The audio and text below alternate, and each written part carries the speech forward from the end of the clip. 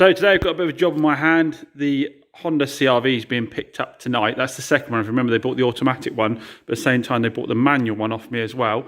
This one was quite a bit dirtier, so we're having to give it the full valet. Again, fantastic purchase from a subscriber. Massive thanks again for those of you that have been messaging me with your cars. Can't always do the deal. Sometimes you're just too far away, and sometimes I just can't match prices you've been offered elsewhere. But really appreciate it when you're sending them across still. So yeah, this one just needs a really good clean. I've got to fix, I always like to admit it when I've ballsed up, fix some paint balls up I did down here. So there was a scuff on the corner of the bumper. I painted it last night. It might look all right on camera, but I've got runs down here. And the reasons I've got runs is I was trying to get a smoother finish, so I had to do less flattening back to save time. Obviously had the opposite effect. What happens if you do that with metallics and you're in a rush like I was last night, and the metallics haven't gone off yet, is you'll actually cause your metallics to run. And that's what's happened in the corner here. And then by trying to apply more lacquer, I've got some runs there. So I'm going to have to redo that, but I'm going to redo that in a bit. So it's got plenty of time to harden off before they pick up, because I am using 2K and that will go off super quickly, especially if I put the heat lamp on it. But I'm going to get the car cleaned first and then sort that out. Top tip for you I wanted to show you on this is because these Honda mats are a bugger. The ply on them really catches the dirt, and it's really hard to get it out with a hoover because it gets underneath. So I just wanted to give you a quick top tip on that. If you're having this kind of problem when you're either flipping cars or just doing your own car, this floor mat's in a bit of a state. It's got a hole in it, but we'll sort that out later on with a stick on over the top of it. So yeah, if you just try and hoover it, a lot of the time the dirt just stays in there. So what I tend to do is get them outside, give them a coating with a G101, dampen down all the little dirt dust bits so that they're heavier, and then go over it with the hoover. And then the trick is use your drill brush to bounce the dirt out of the carpet, and at the same time use your hoover alongside it so that it's picking it up as it's bouncing it out of the mat. And you'll find that will get you the carpets looking like this one here that I've just done. So yeah, that's a tip for that. Still love my Giraffe power washer. Floor's a bit wet because I found that short section of pipe I had, there was just too much pressure building up in it. So I've reconnected my hose and then connected that to the back of it, and it's not happened again since. Ian's fix of the bit of wood has made it completely stable. So that's ideal. I think we're in the last runs of the discount code on that. I know a few of you have bought it, but that is, like I say, just saved me all this wiring that I normally had set up before. I got set up for the hoover, for the power washer. Now I can just pull that out, and I've been able to give the car a nice clean this morning without tripping up all over the wiring. So yeah, highly recommend a bit of kit. I'll put a link in the description down below for that. So now I've got to hoover out all the floors. I've got to get in and clean the leather. And then I've got to treat these bolsters here with some leather, black leather balm to make those tidier. And then I want to re-dye the plastic. So rather than put Outro on, that will bring a bit of shine back, what we're going to do instead is use the black trim restorer. This is actually a dye rather than an actual, just like a silicone or something to bring the oils back. It's actually a dye. Now these were a bit grey from factory rather than black, but as you can see down here, they don't look good all faded up like that. So we're going to recolour that. So yeah, lots on. We're going to get it all done before the end of the day. So our Chevy Spark has sold for a second time immediately.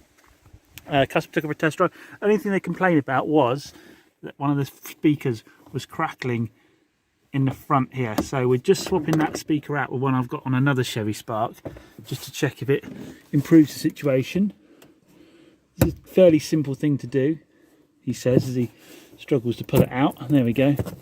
So we're just gonna, I had to prise that out with a plastic tool there. And I'm just going to swap that speaker over, and then we're going to get it down for MOT and a service. Lady who bought it from me bought a car off me before as well. She's had it written off, unfortunately, so we're supplying this vehicle now. Lovely lady, really nice to do business with her again. So I wanted to go the extra mile and get little bits and bobs like this done. Well, finished detailing the Honda. How good does this look? We'll see, look at that in a minute where I've just redone it. I decided to completely finish cleaning the car first, leave the paint to the very last thing. But we're giving it a lovely detail. Really gone to town in it.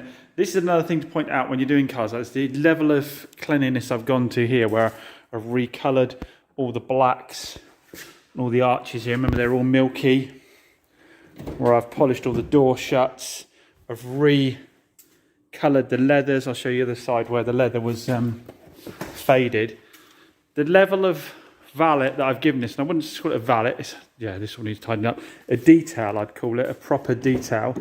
You'd probably pay £400 for the level I've gone through on this car. You see where all this was all faded and worn through. I've recoloured that all black. All the plastics have been cleaned, all the carpets, as you know, have been wet cleaned out.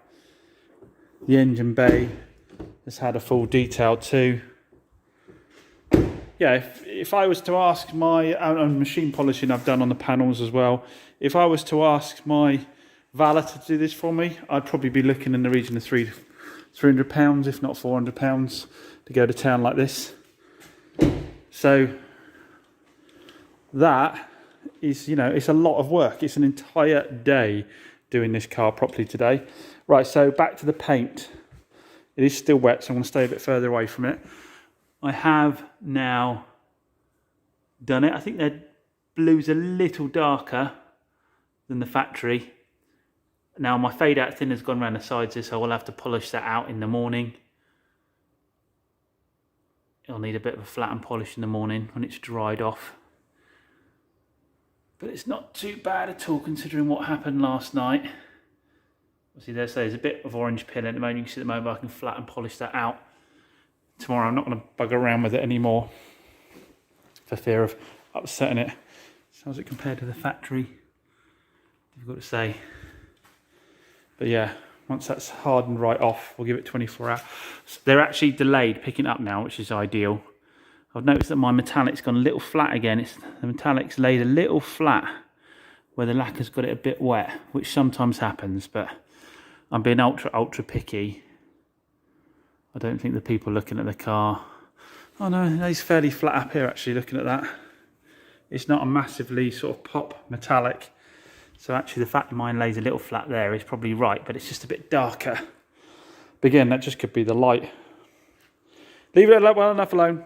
Always leave it well enough alone. I made that mistake last night buggering around with it, didn't I? So just leave it well enough alone, give it a buff in the morning. But yeah, overall, it looks like new. It isn't just a case of sticking some tyre shine on, we've really gone to town on it. So hopefully they'll be pleased. The mad thing is how much work that was to just resolve the smallest of scuffs, which is on the very edge, just there. There was a little scuff there. But as always, when you start painting, it gets wider and wider. So have a tidy up, get home at a decent time tonight. And then hopefully in the morning, I won't come into any reactions on that. So after shopping for more cars this morning, I've come back, unmasked the CR-V rear quarter here. I've decided against wet sanding it because the orange peel isn't so bad. Possibly the worst bit is along the top there. But it's not so bad against the factory, and probably wet sanding at this point is inviting drama when it's due to go out the door any minute. So I've just given it a compound buff where all my blend lines were between the two paints. I thought that could probably do with a little wet sand across the top of it, but no. And there's my blend the other end. So the colour was a little bit off, like I said, a little bit darker, but because I've taken it out quite a long way either side, it's not obvious to the eye. Obviously, if I direct you to where I've painted, it's going to be more obvious, but if you're just looking around the car, you wouldn't note it. So I think overall they're going to be happy. I need a lot of packing away to do now. Hopefully they're happy. But it's turned out properly nice, this. I say bought a lot more stock this morning, so I'll have to go through that with you in a bit. Right, guys, it's been a very mental morning. I think it's fair to say I've bought up all the stock in the southwest. We have a very full car park. So, what have we got? We'll go through some more of these cars in a little bit more detail another time. Kia Picanto, 1 litre. Pretty sure it's a 1 litre. I haven't checked it. It might be the 1.1. It's been that busy. I haven't checked in any real detail. Only done 50,000 miles. I think it's a 2010 or something like that. It's got the private plate on it still. Drove that. All these cars I've driven back myself, so I've had about 20 minutes of driving in it. Drives great. A 66 plate, so 2016, late 2016. Mocha with the 1.4 turbo on it. I think that's only done 50,000 miles. Drove like a champ. 1 litre Ford Focus. So it's the EcoBoom engine. Again, only done about 50,000 miles. I think that's got a full history. I think that's got a full history. I think that's got a full history. Again, drives absolutely perfect. Obviously, I took that one for a longer test drive before I agreed to it. I've been out for about an hour and that. Wanted to check the water, that kind of thing. So that's all good. So that's a nice bit of stock. Swift. Again, I don't know if that's the 1.2 or not. Haven't checked the paperwork on it. I bought them all super quick. Really nice. I forgot how well Swifts drive. They're so much better than the Corsas, so much better than everything else. Even this, you know, non-sport one is still super nippy. Really cracking car. This is in lovely condition. Again, I think if I remember correctly, only about 50,000 miles on it, and a 62 plate. Really nice car that. We've got a part exchange in from doing the CRV deal, which is the Hyundai i40 in a nice gunmetal grey. This is the 1.6 petrol. Again, only around 50,000 miles. Everything I've got really good mileage on it at the moment. I know I'm saying around 50, but these are all between like sort of 52 and 58,000 miles. Again, really nice car. 2012, 1.6 petrol. Really nice colour. Not had a saloon one of these before. Is a really good looking car. We got another purchase from a subscriber. We'll go through this a bit more detail another time. 58 plate Mondeo. That one's done 75,000 miles and it drove all the way back from Plymouth in that. What a cracking car to drive that is. Like I said, I had that new Mondeo the other day, which I thought was comfy. This is really just as comfy. This will be really good value for money, this one, with a 2-litre diesel in it. And like I say, subscriber got in touch, not using the car anymore. Went down to Plymouth to get it, drove it all the way back here again, because we wanted to do some, Mrs. wanted to do some shopping at the same time. Cracking drive, really can't really fault that one at all. We've got the automatic Corsa, I think we mentioned in an earlier video, 21,000 miles or whatever. Automatic Corsa with the Easytronic gearbox. Again, drove that, that was a champ. I think I've told you about the Focus before. I think that's potentially sold with 145,000 miles. Still got the 3008 and the B-Max in. Haven't got around to doing anything with them. Nothing because there's anything wrong with them. Just haven't got to do it. The Chevy Spark's back. It was only the water pump. I don't know if I mentioned that already. It was only the water pump, the reason for the coolant level on it. That's been done and it's now MOT'd. So I need to clean this up and get this up for sale. Nice to have another cheap Chevy Spark about. This is the 62 plate. With, again, this had low miles on it. It was about 50. That's going to be about 3.5. That one's potentially sold to 200,000 miles. First van. I don't think we've had... Oh, we've had a Caddy before, haven't we? But I picked up this Sprinter van. Is it a Sprinter? No, Vito. What am I talking about, Sprinter? It's a Vito, isn't it? How clean is this for a van? 63 plate, but you don't often see vans that aren't beat up to hell. The paintwork is bang on it. Probably because the mileage is fairly low. 70, well, it is low for a van. 75,000 miles.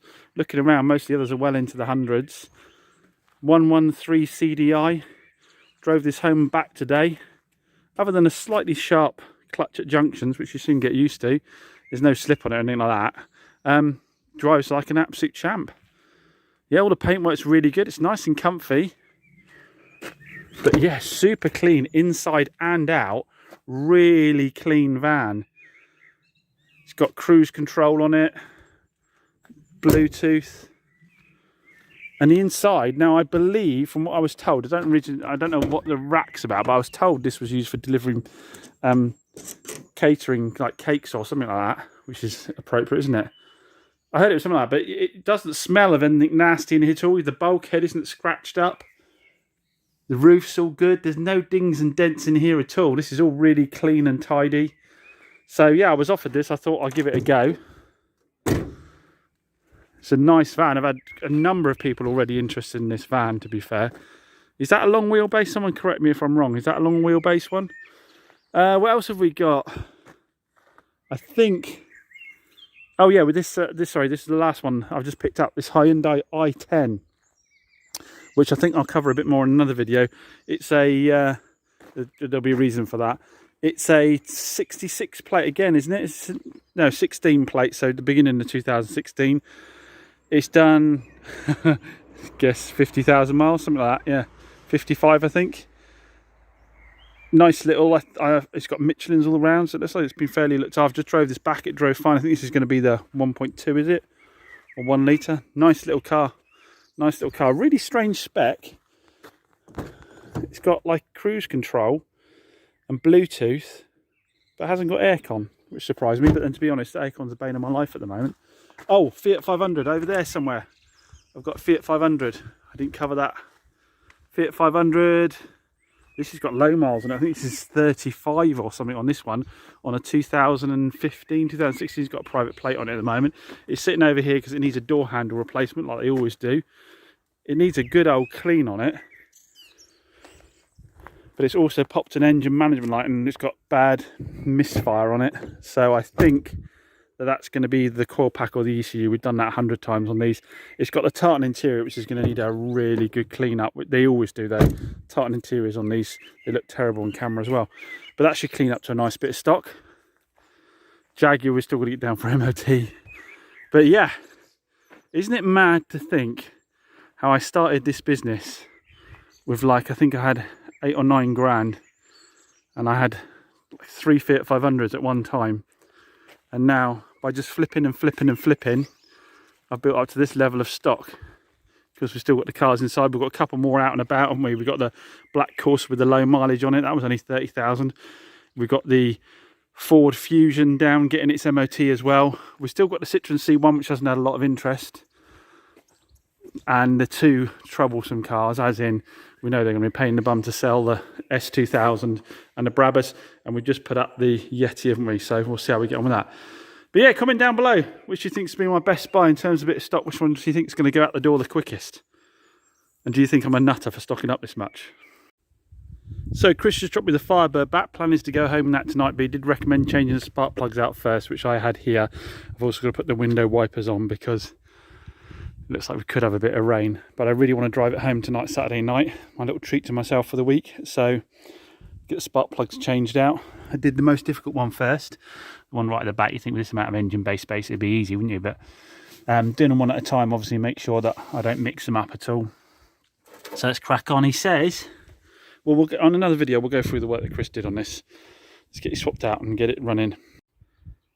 So our first Pontiac Firebird drive home is a fail. Nearly got home, not very far at all. Started overheating a lot because it had to come up a very long hill slowly because it's popping and spitting when you try and give it any real acceleration. It's all right if you just mooch along, but try and give it any acceleration, it's popping and spitting. Looks like there is a split in the bottom of the radiator down here somewhere, or a bad fitting of some kind. So still a lot of things to be ironed out.